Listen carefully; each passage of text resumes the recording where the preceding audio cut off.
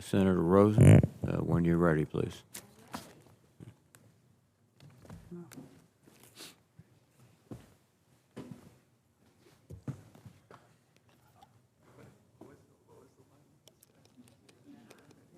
There it is. Thank you, Mr. Chairman. Appreciate that. Thank you, General Cotton, for testifying today, for your willingness to continue to serve. Really appreciate you. And so, of course, I hail from the great state of Nevada. And I want to talk a little bit about the Nevada National Security Site, the infrastructure upgrades, and how important, of course, it is to our nuclear mission. And I've talked about this a lot in this committee, that the Nevada National Security Site oversees the stockpile stewardship program, principally at our U1A facility, which is, of course, an underground laboratory where scientists conduct those subcritical experiments that verify the safety and reliability of our nuclear stockpile without, and I'm going to repeat this again, without explosive testing. And so U1A is undergoing major construction. That project is soon going to hold the most weapons-capable radiographic system in the world.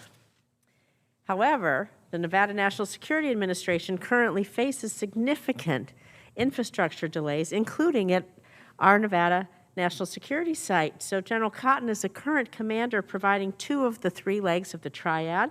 Can you speak about the importance of the stockpile stewardship program, and if confirmed, how you would plan to working with your fellow Nuclear Weapons Council partners in addressing the NNSA's infrastructure modernization challenges and unfortunate delays?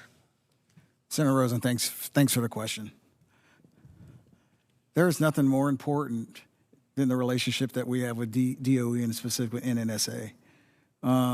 As we talked throughout the hearing in regards to the modernization programs, they're interwoven.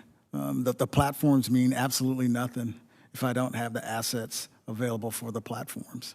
So to your question on infrastructure, you're absolutely, not only the Nevada locations, but all of NNSA locations are in dire need of upgrades in their infrastructure that dates back to Manhattan Project times. We're living in a different world today.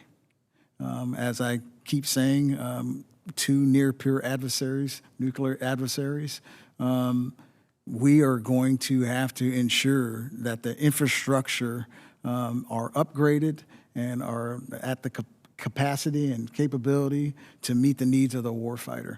You mentioned as owning 2 legs, I have modernization programs that are going to need new systems for them.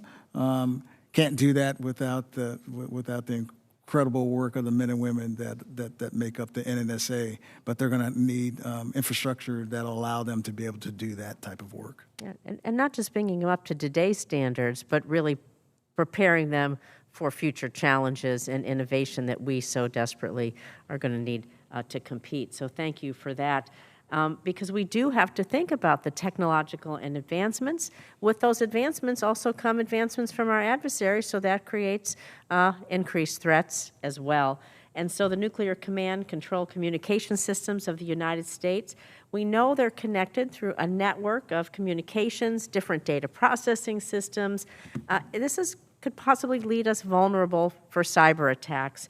And in fact, in April of 2021, the Department of Energy's Inspector General audit concluded that cybersecurity weaknesses, they really do persist throughout the department's unclassified networks, including those of the National Nuclear Security Administration. So recent news, we've highlighted significant efforts by Huawei to build telecommunications structures right near our ICBM fields that could possibly interrupt our forces or our systems. And can you talk about these potential threats, cyber threats, maybe not directly, but even nearby where some of our critical assets are located? Thank you, Senator, for the question. So we are really paying attention to what we're seeing as the Chinese are taking advantage of some of the opportunities that they can have in some locations that are near our, in particular, some of our ICBM sites. So we're absolutely looking into that. To your point on cybersecurity, as people talk about NC3, I think your point is well taken. It's also, any other support in the architecture of us, the nuclear community, like NNSA, to ensure that they're just as cyber safe as NC2 platform would be. So if confirmed as part of the Nuke Weapons Council as a member, I think that is something that we will continually have to have more than a discussion about, but figure out how to get to the end state in that regard. Yeah. Well, there's a lot of push points and for handoffs between agencies, information between one another. I look forward to working on that with you. Thank you. Thank you, Mr. Chair. Thank you, Senator.